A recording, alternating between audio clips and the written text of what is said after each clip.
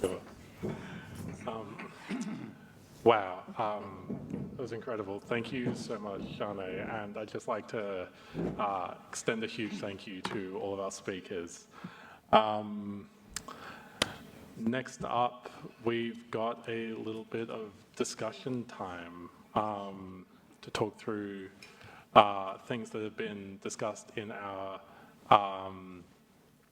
presentations, as well as we've got some other questions and stuff which we can get the conversation started. So first up, I just wanted to check if there was anybody in the audience who had any burning questions for our speakers. No? Nope? No, All right. two. Oh, yeah. Okay. Yeah, three. come on up to the microphones, please. Yeah. Here? Yeah. No, I would just, beside Guma that mentioned something at global level on cocaine, I was surprised that you haven't spoke a lot about cocaine. And I'm wondering if there is, I mean, this is like methamphetamine that was mentioned, something that is expanding globally very fast, but also cocaine, particularly crack cocaine. I understand also in Africa is increasing, and many people are getting into treatment for cocaine. So I was just asking. Okay, that might be a question. She's asking about cocaine, that we've spoken extensively about methamphetamine, but crack cocaine use is also growing, especially in Africa. And yeah, so what's your thinking around that? No, that's completely correct, and I didn't include it in the presentation. From the Sekendu data, the treatment demand data, we do see cocaine pitch up and show itself up, but that is probably the 5th primary substance of use. And I'm not suggesting that there isn't a problem, but the trouble, I guess, with our data is that we do not have in at the inpatient facilities that are privately funded. And cocaine would show up in their data because it is more expensive than your methamphetamine, than your cannabis, and the problem that we have with heroin, which is a low-grade heroin that is currently on the market. So it certainly is an issue, but the target market is a different population. But thank you for that question. It was in the data slide, but I didn't really harp on it. Thanks.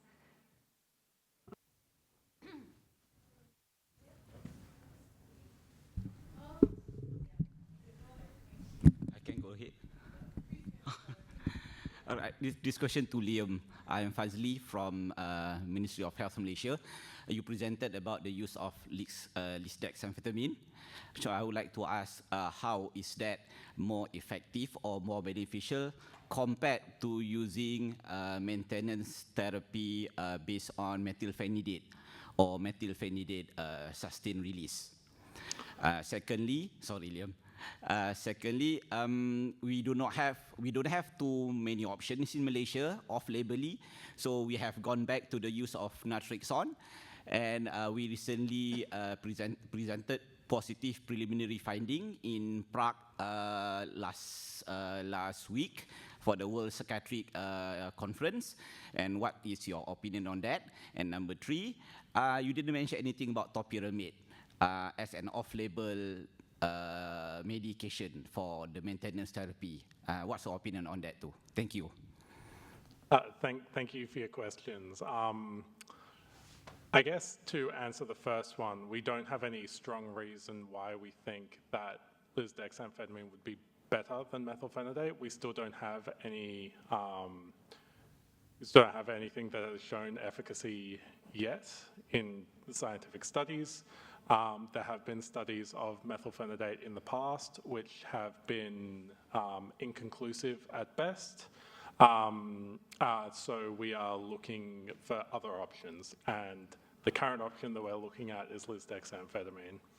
And I guess just quickly, the reason why we're interested in lisdexamfetamine over other amphetamine-type stimulants is because of the long-acting nature of lisdexamfetamine. It only requires once daily dosing. For your second question around naltrexone, yeah, I mean, it's one of those interesting cases where we have conflicting evidence in the literature around it. But when we talk to people anecdotally, some people get great personal benefit from using naltrexone in that way. I guess that's just the reality of science and medicine. People will find benefit in things that other people don't, you know. So that being said, when it was combined with bupropion or other agents, it does seem to help out. So there's definitely a place there in the treatment landscape for sure. I'm really sorry, I didn't quite catch the third question. The one is about topiramate. Oh, topiramate. Yeah. Again, really interesting. I just kind of glossed over it because it's something that our center hasn't really looked into. And again, looking back at the literature, we only have inconclusive evidence around topiramate from the clinical trials. But again, it's another one that I know that people have used and had great personal benefit from. So it's another one of those complicated settings, yes. Thank you. Can I make a comment on the medication as well? I mean, I think there's a values and preferences part of the methylphenidate versus dexamphetamine, which is people who use drugs prefer dexamphetamine. We're using methylphenidate because it's an easier drug to license, and so we've seen trials in the Czech Republic where it was pragmatically decided to use methylphenidate because it was already regulated by the medical authorities, and under the emergency they moved into it. But I think most peers would say methylphenidate's a pretty gritty drug to use. It's a much less comfortable energy to it than the much purer comfort of dexamphetamine. Or methamphetamine is even better too, I know from people who like it.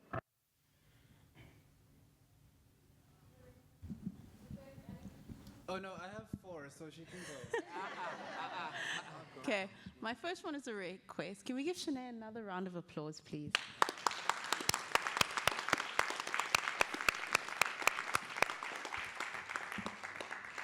And then my question is to Gunnar, and perhaps Nadine as well, because I know the South African Medical Research Council has just recently had a new head as well. So, I mean, I always refer people to the World Drug Report, but they get there and for our region, Southern Africa, it's always blank. But then there's other countries that have information. And so perhaps what I'm trying to understand why other countries have prevalence data and we don't, and what's the issue and why, you know, we're going year after year where, again, it's constantly always left blank. And what support then can you and ODC actually give to research councils like Nadine so that we can get it? Because to have so many people from Southern Africa always start their presentations with, oh, there is an issue with prevalence data, so please interpret these as just estimates. It could be worse, we don't know. So I'm just hoping we don't go into 2026 with people, you know, the same broken record and a World Drug Report with nothing from Southern Africa. Yet when we look at the trade route, and then even if we just look at the political issues and people talking about the mafia right now, people say we have a problem, but we can't even quantify it.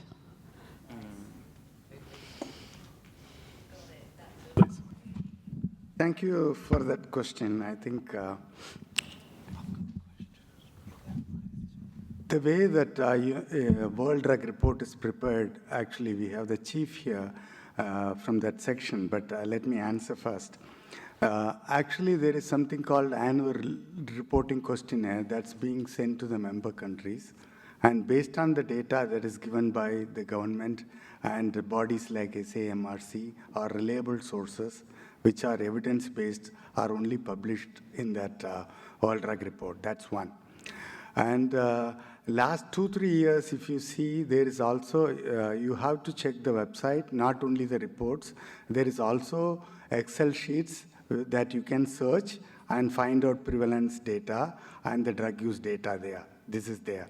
And earlier it was a single, World Drug Report. Now there are separate special points of interest, specifically sections related to stimulants use or anything. There are separate booklets. Nowadays there is some 6 booklets. That's one. And currently this year, I think data definitely, like I said, is a big challenge for everyone. Nobody is interested in investing in data. It's sometimes very time-consuming and expensive. That may be the reason, but we need data for sure. This year for the World Drug Report, next year's report, South Africa has been chosen as a focus country with SAMRC. We are going to do a lot of, much more data generation. And in the coming years, World Drug Report, you will find more information. I think the main issue is availability of credible information. But sometimes you will find a lot of anecdotal, different publishers' reports, even news articles, but that is not part of the World Drug Report because it has to be also accepted by governments. That's the issue. Thank you.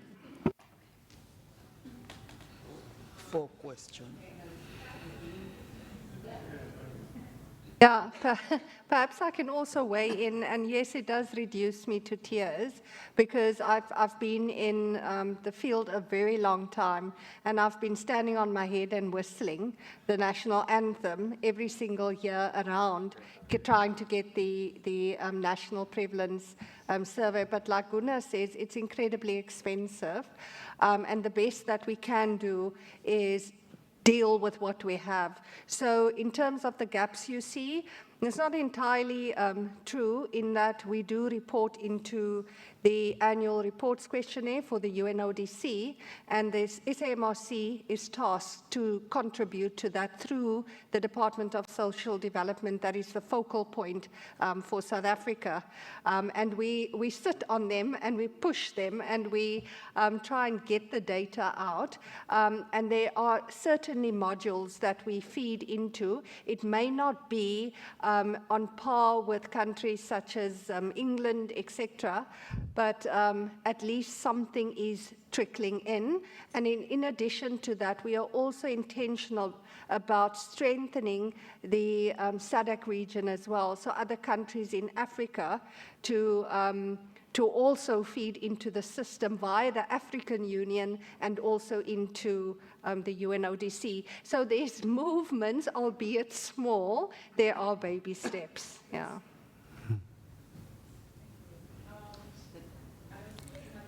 All right, now it's fine. Let me jump in. Yeah, I'll jump in quickly.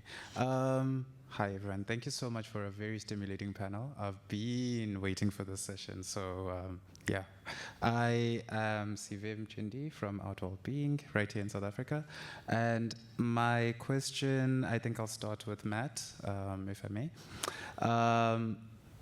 For you, can you please elaborate a little bit better on the some of the sensitizations we should be giving for drug-to-drug interactions, particularly for men who are, well, for anyone really who's using stimulants and using cannabis, as well as the combination of alcohol as a come-down tool, because this is a bit of a prevalent practice here in South Africa.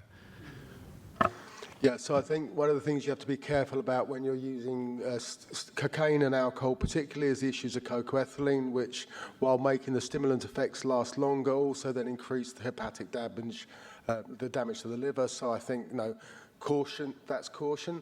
I think there's also a challenge of taking drugs that drive your energy and are compulsive with another drug that breaks your boundaries. So I think they're not a great combination. For me personally, I don't use stimulants and alcohol at the same time. I think they're best avoided. Cannabis and stimulants, I think, are better bedfellows, unless you are someone who suffers from sort of psychotic effects from using cannabis, then stay well away and keep apart. But if you're someone who knows that your strains and is comfortable with what you're using, then I think you can use it to offset the cannabis, to maybe offset the adrenaline. Some people chip crack into actual grass rocks as a way of using at lower dose, which gives you an alternative to piping.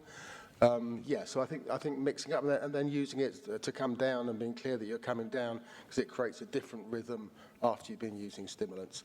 And again, it's a different alternative to opiates, which then doesn't bring with it the challenges of dependence. All right, fantastic. Thank you. Thanks. I was also hoping that someone would maybe like to comment on the rather slow uptake, and I'm sorry if this hurts, but the rather slow programmatic uptake of, say, for instance, safer smoking kits, bearing in mind that here in South Africa, and particularly within the chemsex realm, I can't speak for everyone else, of course, but within the chemsex realm, up to 70% of people are using stimulants over opioids. And of those people, around 20 to 30% are actually smoking. So why the slow reflection of that in a programmatic sense and the option of NSPs and opioid programs? Sorry.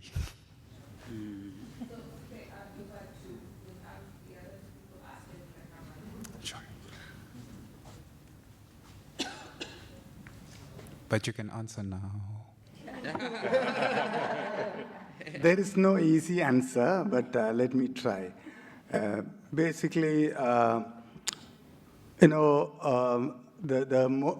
programs are planned, I think it also comes from the civil society and the partners who really request for support. For example, when they really have discussions about GC7 program development or anything, that time how much the civil society and the people on the ground and the program planners are able to raise these issues and get help for allocating resources is a big thing that would only change. If that time proper planning is not done, then this will not really happen.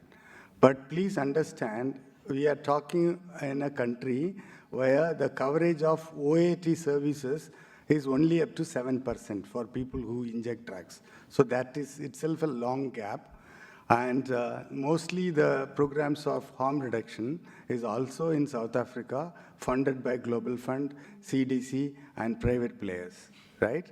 So I think this is, one is the availability of funding, and the other is also the opportunity that might have been missed in terms of correct time requesting and programming. So I think definitely it's a long way to go. It's really concerning. Another point that I would like to make, officially we are saying we have 82,500 people who inject drugs in South Africa, right? But actually there is a market estimation study which is done for heroin use is 400,000 people. Even if you take, very simple 30% of the people inject, not all of them will be injecting, then the numbers may be more. These figures are also very old. So we are not really making an impact even for opioid-related harm reduction. So that's the thing. I think the good thing that I saw in the entire thing is at least these are discussed now, people are aware, and it's also being programmed. And these kits are already given, or started. But I think that's not any excuse, but it has to be intensified by all means. Thank you. If I can just add on to that one, it's also just a simple matter of how harm reduction came in the first place. It was HIV, it was injecting. Everything else, every other mode of use has had to fight for its place in the movement, and this is no different. And then also, all of the studies we are hearing about stimulant use, I don't think any of them is from Africa. So we definitely need to do our own localized studies about crack use in Africa, which is now a thing, and find ways to justify the health risk within HIV and beyond HIV. And yeah. I want to add one more point. I think we are in South Africa, and after this many years, we do not even have one OAT program in prisons, right? We have 168,000 people in prisons now. So just imagine. So there is a significant number of people who need the services. So I think we have a long way to go, and we need to all advocate and work and to make these things happen. But one other thing is, I think that it should also be celebrated that it exists at all and is starting. There are many places around the world, for example, where I come from in Australia, where we don't have widespread provision of safe smoking kits. So the fact that South Africa is providing them at all is ahead of the curve, and it is a good thing. We are moving forwards, and it should It's not enough, obviously, but it should still be celebrated. I think it's balancing patience with ambition. No, it's that we want to keep pushing the system forward all the time because that's how the system has momentum. And then we also have to be appreciative and acknowledging that the system is also responding to us engaging. And I think we have to get that push-pull in the right balance. Yeah. And if I could also add, I often see this as an elephant. You cannot swallow the elephant. You've got to, or boulder, you cannot swallow it. You've got to be chipping away at it all the time. 15 years ago, and this you can take to the bank, there would never have been an INSU in South Africa. It wouldn't have happened. The mantra at the time was war on drugs. So where we're at right now is in itself such a huge accolade for the work that Sampud and all NACOSA, TB HIV care has done, and they should be applauded for that, because even though it might seem right now, it is minuscule, it's small, it's ineffective, my God, it's a long way from where we were 20 years ago. Absolutely. Yeah.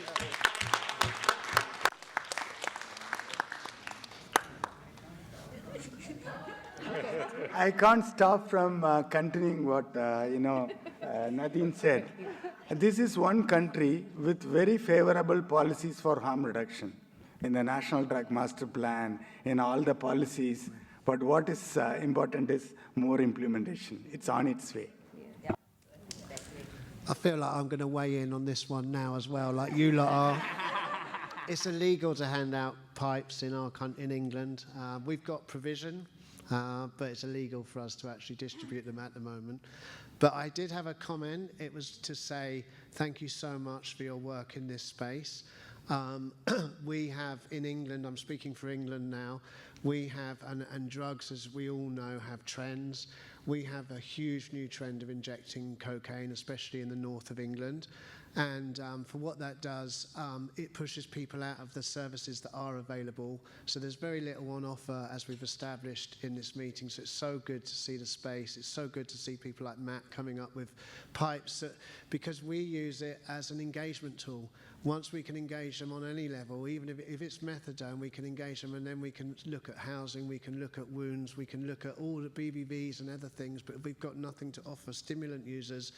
So I come to South Africa for joy, and I come to South Africa for learning.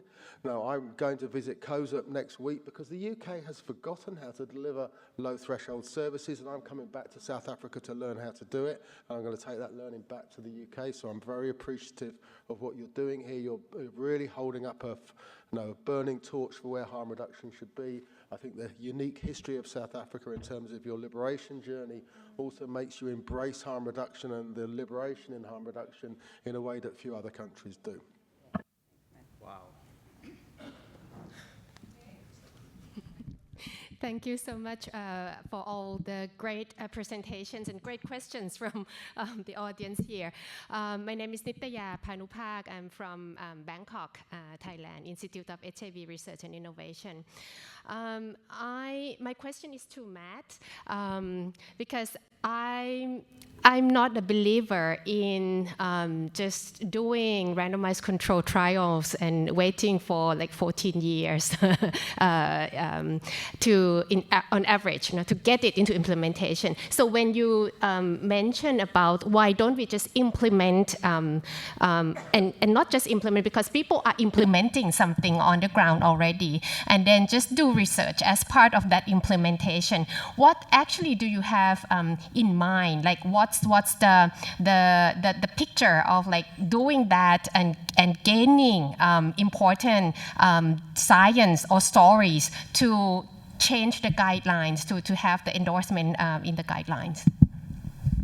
Yeah, look, I mean, I'm very grateful to be involved in the WHO guideline development group for opioids and opioid overdose and opiate management, and I really respect the very rigorous process the WHO has to go through to set guidelines. I've done it with the EMCDA and ECDC as well. No, that has to be a rigorous process because that's how the global good practice is guided. Do we have to wait to always deliver any practice Until that happens, I don't think so. No, if we had waited for the UN to write guidelines on stimulants, we would have had no practice for 20 years. No, we developed practice, and then actually we helped the UN document it. And that's why it's such a good set of guidelines, because the 15 people who researched it were actually people who use stimulants. So I think that helps us have this, and we did it based on WHO literature review to make sure it was well grounded. So I think there's always this a dialogue. As I've gone around the world with UNODC teaching people about stimulants, I meet psychiatrist after psychiatrist who takes me aside and says, look, privately, I'm prescribing methylphenidate to people. I do it as ADHD, but I know they're methamphetamine users. I've met that. I'm not going to say the country because I don't want to set up any of the consultants.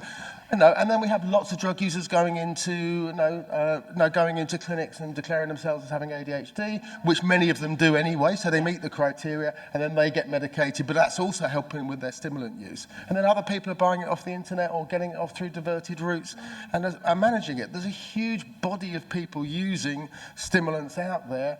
I think we could be much smarter about how we gather evidence from those people who are all using the pharmacotherapies. So there's thousands and thousands of people out there using pharmacotherapies who we could creatively engage in some type of big science trial. I don't know how to do that shit. You're the researchers. I'm not. I'm just some sort of drug user sitting there saying, hey, you should do this here. But look, I mean, personally, I would be more courageous. No, I've worked with Dick Pates, who did pioneering work in Wales back in the 1980s. We saw pioneering research in the north of England. We've seen the Czech Republic repeat it. We've now seen work repeated in Ukraine. And the results are, I mean, personally, these drugs, I really don't like them. So I was a very slow supporter of stimulant agonists because they just drive me crazy personally. They just make me very, very, very fast. So I was very slow to backing them. And then when I heard all this evidence and read the evidence, I'm just increasingly compelled. And then as I talk to more and more of my peers, particularly those with ADHD, I really see that it serves something for them. And that means that because it doesn't serve me, doesn't mean it shouldn't serve other people. Drug set and setting, we're not all the same. We need different types of interventions. That's why we have client-centered care. So I think we need a range of options in all areas of treatment, respecting the WHO process, but we don't have to be bound by that process to do any innovation, is my view.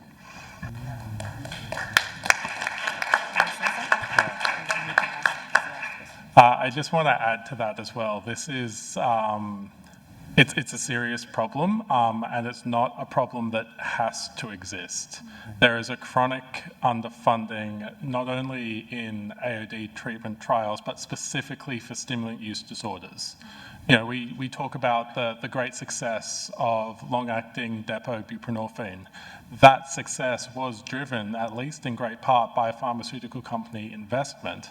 They had money and support to conduct clinical trials, and this is something that we tend not to see in treatments for stimulant use disorders.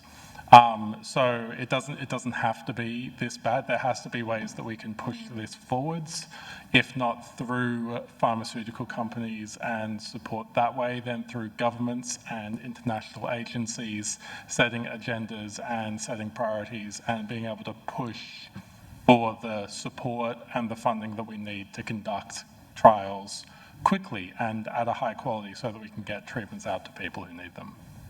Can I just say, please come and get these at the front if you haven't got one. My last two, thank you. Okay, no, I'll just try and make it short. This is maybe a little bit elementary, but Matt, I'm sure you can answer it very nicely. There is already the eat, drink, sleep methodology that we are prescribing on a daily basis as people who are engaging the community, with success in some cases, albeit very few. So I was wondering if you have any better, and by better I simply mean just more elaborative advice, you know, such as in the case of stimulant users who are smoking, chew gum to elicit saliva production, or I don't know, something better than eat, drink, sleep, because it's really not taking as much effect as we would like to.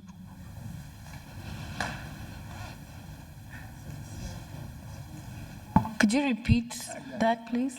Eat, drink, sleep does not work for community people. They hear it, yes, but doesn't really resonate with them. Sorry, I missed it. Didn't quite hear you. So I think the eat, sleep eat, sleep, what is it? Eat, sleep, eat, drink, sleep, repeat. I think these are sort of harm reduction messages that are meant to help you just remember the priorities that you're working with. I mean, does it mean you have to be wholly prescriptive? What did I do last? Did I do eat or did I do sleep? But I think it's more just understanding that most of the harms that come from stimulant use are actually to do with not sleeping. No, I mean, that's really the challenge of harm. It's why I can't use long-acting stimulants, because they just send me completely bonkers. So I think it's we understand ourselves and we understand which stimulants work best for us. But I think, sharing with each other key harm reduction messages. Sean Shelley taught me around methamphetamine. Even if you can't go to sleep, lie down in a bed once every 24 hours, close your eyes, allow your body to rest, allow it to calm down, do breathing exercises, learn basic calming breaths, do that sort of stuff. And I think and sometimes your body will fall asleep. Eat yogurts. If you can't eat anything else, take some nourishment on board. Stay hydrated, because if you're not staying hydrated, particularly in a hot country like South Africa, stay hydrated, because that causes cracked lips, it causes all the problems that, maximising the problems. Okay. And dose management is always the key for crack, for most stimulants. Stimulants take you to a particular window. When you go outside that window, the effect is not better. It's uncomfortable, it's anxiety, it's panic attacks. So learning your dose, learning what the window is that you're trying to achieve, and understanding how long you can go on before you need to rest. I think those are key harm reduction messages that allow us to be in control. Perfect, thank you. And then for Guna, you mentioned the National Drug Master Plan, which is actually very exclusive of us in the community setting. Now, obviously, this would be a great tool to use towards the road to decrim, but I'm just wondering if we, as community workers, as well as people who are engaged within the communities, can't effectively comment on the National Drug Master Plan. What use is there in it, actually, beyond as a political tool? Thank you. Thank you. I think it's very opportune time right now to also jointly with the SANPUD and other civil society organizations to give feedback to Department of Social Development and Central Drug Authority. Even the chair of the Central Drug Authority is part of this, INSHU conference. And if you meet me somewhere, I'll introduce to the CDA. The point is that collectively the feedback has to be given as to what exactly you envision to see. Sometimes I get exactly what you are saying, okay? The goal number 1 has harm reduction embedded in the last one. The current one has little oscillation here and there, though it appears in 17 places in the current, 17 in the new draft, but it is not very crystal clear. So it needs to come from civil society and people working here. So we do our best to really bring it to the right people at the right time, but finally when it comes out of the government, what exactly is there is not in anybody's control. You get my point? So the voice has to be expressed, is my point. Yeah. So please be active and talk to your peers and get these points across to the authorities, and they would be happy to listen. Thank you to the panel. You've been fantastic. Thanks. And thank you all so much for coming. We've been told we've gone over time. So please join me in thanking our wonderful speakers, and we'll see you all at dinner.